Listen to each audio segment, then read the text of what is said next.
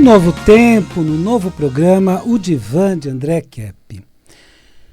Olha aí, tema de hoje, vencendo o fantasma da destruição.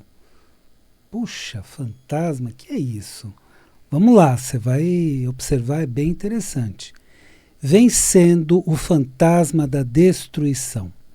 Eu vou fazer uma rápida apresentação minha, sou doutor em Psicologia Social pela USP, mestre em Psicossomática pela PUC, psicanalista e psicólogo. Quem é o fantasma da destruição, afinal de contas? Do que estamos falando hoje? Hoje, eu aceitarei todas as respostas para essa pergunta. Quem é o fantasma da destruição na nossa vida? Quem é o fantasma da destruição? Se eu perguntar para um religioso, o religioso vai me dizer que o fantasma da destruição é o coisa ruim, agindo aqui na Terra. É o coisa ruim, aprontando, etc, etc, etc. Se eu perguntar para um cientista, o cientista vai me responder que é o próprio ser humano se destruindo. É o ser humano destruindo a si mesmo. E se eu perguntar para um estudioso de geopolítica, né, esses caras que estão bem a par do que está acontecendo no mundo atualmente, dirão que são grupos de poder destruindo a humanidade. Cada um vai dizer uma coisa diferente. Agora, todas essas respostas estão certas. O fantasma da destruição na nossa vida está por aí. Mas hoje nós vamos ver como vencê-lo. Mais importante do que descobri-lo é vencê-lo. Então todas essas respostas estão certas para descrever esse fantasma da destruição que provoca tantas guerras e outros males na Terra. Bom, mas por que o ser humano faz guerra? Por que o ser humano briga tanto? Um mata o outro. Qual é esse fantasma da destruição que provoca tudo isso? Vamos lá. Mas como podemos descobri-lo e principalmente vencer esse fantasma da destruição? Então vamos para as respostas. Para descobri-lo, precisamos de 3 etapas. Vamos falar isso em 3 níveis, né? Primeira etapa, em nós mesmos. E esse fantasma dentro de nós é todo o nosso ódio. É o ódio que nós temos. Precisamos conscientizar todo o ódio que temos dentro de nós. Aí você pode me dizer, não, mas eu não tenho ódio, eu só reajo ao que os outros fazem. Não é o que a maior parte das pessoas pensam. Não, eu só tenho amor no coração e quando alguém me provoca é que eu mostro, né, o meu outro lado e tudo mais. Veja bem, vamos encontrar essa problemática dentro de nós e enfrentá-la. Não vamos fugir dela. Vamos ter um encontro sério conosco, tá? E domá-lo, domar o nosso ódio, como se estivesse domando a fera furiosa que existe em cada um de nós. Ué, mas tem uma fera furiosa em cada um de nós? Tem. Tem. Nós não gostamos de ver que temos esse aspecto. Sabe por quê? Isso é uma ferida narcísica, fere o nosso narcisismo. Eu que me acho tão lindinho, tão bonzinho, só tenho amor no coração, descobrir que eu tenho ódio não é agradável, mas é uma ferida narcísica necessária. Precisamos perceber que temos sim ódio. E esse ódio é um perigo. Se você não descobre que tem, de repente você tem uma reação que você mesmo se assusta. Ué, mas como é que eu agi assim? Se eu sou feito de amor, não tenho ódio nenhum, então começa a descobrir que tem. Então, primeira etapa, descobrir esse ódio dentro de nós e assim que descobrir, refrear. Nós vamos ver como. Segunda etapa, na sociedade e no meio social, o fantasma da destruição são os grupos sociais e de poder que agem a partir do ódio. Então agem a partir de vingança, de ódio, vamos ferrar aqui, vamos estrepar ali, vamos fazer isso, vamos fazer aquilo. Grupos sociais e de poder que fazem isso. Mesmo que digam que agem no amor, né? Tem muitos que têm um ódio lascado, mas diz que agem no amor, na paz, eu sou do amor, aquela coisa toda. Mentira. É ódio que não tem consciência do próprio ódio. Então tem grupos que têm ódio e não têm consciência do próprio ódio, ou fingem só ter amor, mas tem ódio também. São grupos sociais e de poder que querem a vingança e a destruição, e que por isso precisam ser contidos em sua ação destrutiva. Temos que conter essas pessoas. Não dá para aturar na sociedade pessoas que têm muito ódio, atacam os outros, aquela coisa toda. Então temos que conter. Terceira etapa. Se existem seres espirituais do mal, ou as coisas ruins, eles também precisam ser conhecidos e combatidos. Então a religião diz há milênios que existe. Será que eu, na minha curta existência, posso contestar tudo isso? Acho que não. Vamos considerar essa possibilidade também. Em síntese, esta é a origem do mal, que nos destrói e são fantasmas de destruição, porque são males invisíveis, são fantasmas porque são invisíveis. Agora, tá bom, colocado isso. Como vencer o fantasma da destruição na época atual? Então vamos jogar para a época atual, vamos jogar para os problemas atuais. Como é que a gente vence? Também em 3 etapas. Primeira etapa, o fantasma da destruição que mora dentro de nós e é o nosso ódio. Então descubra. Descubra essa parte mais, vamos chamar, primitiva, animalesca, que todos nós temos. Então descubra isso, essa parte mais instintiva, essa parte mais fera, furiosa, que todos nós temos. Descobre isso. Precisa ser contido pelo perdão. Então, descobre esse ódio, mas bate um papo com ele. Ah, mas eu tenho como bater papo com partes de mim mesmo? Tem. Ah, mas eu tenho partes de mim mesmo, eu não sou um ser único? Não. Isso o Freud já descobriu. Nós temos id, ego, superego, inconsciente, pré-consciente, consciente. Nós temos vários eus dentro do nosso eu. Entende? Então você precisa conversar com esses eus. Então você precisa mostrar para o seu ódio que ele precisa de perdão. Porque senão vai fazer coisas muito destrutivas para os outros e para você também. Porque a destruição não vai ficar só nos outros, né? Tanto a nós mesmos como às demais pessoas. O perdão é tanto a nós mesmos, aprender a se perdoar, como perdoar os outros. Então isso torna mais civilizada essa fera ferida que mora dentro de cada um de nós, ou essa fera furiosa que mora em cada um de nós. Segunda etapa. O fantasma da destruição que age a partir de grupos sociais e de poder. E aí? E agora? Precisa ser contido? De que forma? Por ações inteligentes e de estratégia. Não pode ser de qualquer jeito. Não pode ser de peito aberto. Não vai brigar com uma pessoa mais poderosa de você de peito aberto que você se estrepa. Vai na inteligência, vai na estratégia. E vai usando inteligência e estratégia continuamente contra esses grupos, contra essas pessoas poderosas que têm muito ódio, que têm muita destrutividade, que querem destruir a sociedade. Então nós precisamos agir assim. E essas ações inteligentes e de estratégia impedem as ofensivas destrutivas desses grupos. Mas como? Nós, enquanto sociedade organizada, nós, enquanto pessoas que buscamos o melhor para a sociedade, precisamos agir com muita estratégia. Eu vou lançar mais algumas ideias daqui a pouco. Terceira etapa. As energias de ódio destrutivas podem ser transmutadas e transformadas.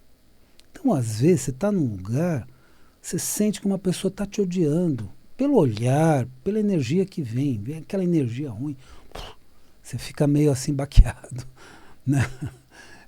Aquele olhar de seca-pimenteira, né? Então você fica meio baqueado. Mas é o seguinte, esta energia pode ser transformada, essa energia pode ser transmutada, como se falava na antiga alquimia, né?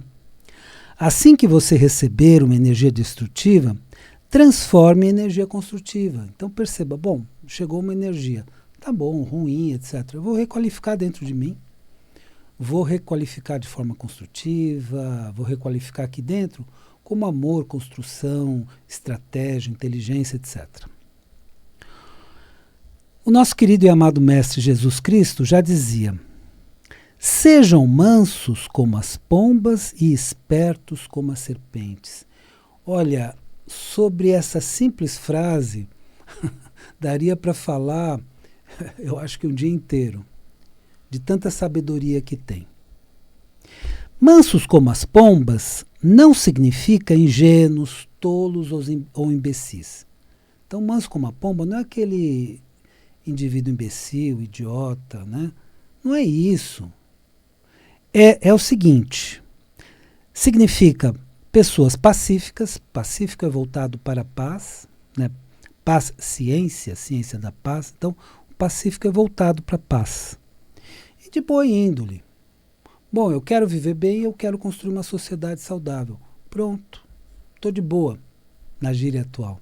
Então essa é a pessoa, é mansa como uma pomba, está na boa, quer o bem para si e para os outros. Espertos como a serpente, aqui que tem muita sabedoria, significa o seguinte, não significa destrutivos e maldosos, não significa ser um psicopata, um sociopata, nada disso.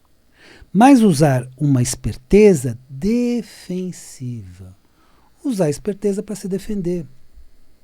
Não ser bobinho na mão dos outros, ou bobão na mão dos outros. Significa que precisamos aprender a nos defender e não permitir os vários tipos de destruição que podem acontecer em nossas vidas. Então, esperto como a serpente é você ter a mesma esperteza da serpente que ataca. Vamos pegar o simbolismo de serpente, nada aqui foi colocado assim a esmo. Simbolismo de serpente. Vamos voltar para Gênesis. Adão e Eva ouvindo a serpente do mal, como símbolo, né? A serpente não fala, mas é um símbolo. Então, serpente é um símbolo do mal. Mas eu tenho que ter uma esperteza defensiva tão astuta quanto aquela esperteza que ataca, que agride. Então é nesse sentido, esperto como a serpente. E como atua este fantasma da destruição agora na geopolítica? Tá bom, então, manso como as pombas, espertos como as serpentes, aprendendo a se defender. Agora, e na geopolítica? Situação do mundo. Como é que está atualmente? Como é que a gente pode agir? Bom, geopolítica atual e como podemos vencê-lo. Então, como é que podemos vencer esse fantasma da destruição na geopolítica atual, inclusive? Na geopolítica agora, do terceiro milênio, a partir do ano 2000, o que está acontecendo? Escuta, gente, a geopolítica mudou. Então, eu já falei em outros programas, né? Já a política antiga era esquerda, direita, esquerda era União Soviética, direita era Estados Unidos, União Soviética se dissolveu em 1991, a Rússia hoje nem comunista é, entende? Não tem mais esquerda lá. Mudou tudo, gente, mudou tudo. Então, em 1991, a União Soviética se dissolveu e era um poder bipolar, esquerda-direita, Estados Unidos e União Soviética. Depois se tornou um poder unipolar, Estados Unidos. E agora é um poder multipolar. Então, o que aconteceu? Agora, terceiro milênio, mudou tudo. Não é mais século XX, século XXI. Então, na geopolítica agora, do terceiro milênio, a partir do ano 2000, a antiga nova ordem mundial, o G7, então aquela nova ordem mundial que queria dominar o mundo, etc., hoje está instalada ainda no G7. Não é a população desses países. Estados Unidos, população europeia e Japão, trilateral. Não é a população, são os poderosos desses países. O que está incomodando eles? A subida dos países emergentes. Eles não querem perder o poder, eles não querem perder o domínio, eles não querem perder o poder econômico. Então, eles querem combater de todas as formas esses países emergentes. Mas não é a população, são os poderes do G7. Está em guerra contínua com os países emergentes, ou BRICS, desde o começo dos anos 2000. Né? Ficou mais visível agora a partir de 2020, ficou mais visível, né? Mas é uma guerra contínua do antigo agrupamento de poder, da antiga nova ordem mundial, ou G7, contra os países emergentes que estão se agrupando nos BRICS. Tá? Você já sabe, mas só para lembrar, Brasil, Rússia, Índia, China e África do Sul. Ok? A antiga nova ordem mundial não quer perder o seu poder e ataca todos os países que ameaçam ser mais poderosos do que eles. É isso que acontece nesse terceiro milênio. É uma guerra contínua, que tem aspectos X, aspectos Y, mas se você for ver, é sempre esta guerra. O grupo do G7, claro, mais Israel junto, né, versus o grupo dos BRICS, mais outros países juntos. Então a geopolítica atual do mundo multipolar tem esse novo fantasma da destruição, com as guerras atuais e outras formas de destruição. Então eu fiz essa rápida descrição para entender a geopolítica atual, senão a gente aprende aquela geopolítica antiga, que já era muito mal explicada. Imagina a atual, né? Então, se a gente não entender a geopolítica atual, a gente não sabe quais as forças que estão em embate. Por que tem a guerra Rússia e Ucrânia e por que tem a guerra chamada, né, Israel versus Hamas? Por quê? Fica num ponto de interrogação. Não sei direito. Então, essa noção de geopolítica vai te ajudar muito a desvendar tudo e entender tudo o que está acontecendo, mas desde o começo do terceiro milênio, desde o começo dos anos 2000. Mas entendo que as forças do bem derrotarão as forças do mal. André, mas isso não é um otimismo meio assim ilusório? Não. Eu considero muito alguns textos. E um texto que é muito interessante nessas coisas, né? A pessoa só de ouvir ela já arrepia, ela já acha que significa destruição total. Nada disso. É o texto mais otimista que existe e eu não canso de repetir isso. O Apocalipse é o texto mais otimista que existe. E ele descreve: Satanás será acorrentado, na linguagem do texto, e haverá a nova Jerusalém. É um texto otimista. Quando fala em fim dos tempos conhecidos, surgirão novos tempos. Entende? É isso que nós precisamos entender bem. Então, é super otimista. Então, já disse que as forças do bem vencerão. Então, entendo que as forças do bem derrotarão as forças do mal nesta geopolítica atual, que precisa ser muito bem entendida para compreendermos como cada grupo age, quais são os interesses. Então, cada país tem seus interesses e age em conjunto conforme seus interesses. Sugiro um profundo estudo de geopolítica que pode ser a partir das informações que eu trouxe no programa de hoje e outros ainda. Né? Só sei que o bem vencerá o mal e que o fantasma da destruição será acorrentado. Caminhamos para um mundo melhor, que será a Nova Jerusalém. Agora, detalhe muito importante. Não tem relação necessária entre Jerusalém e a Nova Jerusalém. Foi uma descrição da época, de 2000 anos atrás. Então falou de uma nova civilização avançada e usou a civilização conhecida, a cidade conhecida, a grande cidade conhecida, que era Jerusalém. Não significa que isso seja em Jerusalém. Eu, particularmente, acredito que vai ter pouca relação com Jerusalém. A Nova Jerusalém. É uma nova civilização. Então vamos trabalhar com símbolos, né, deixados.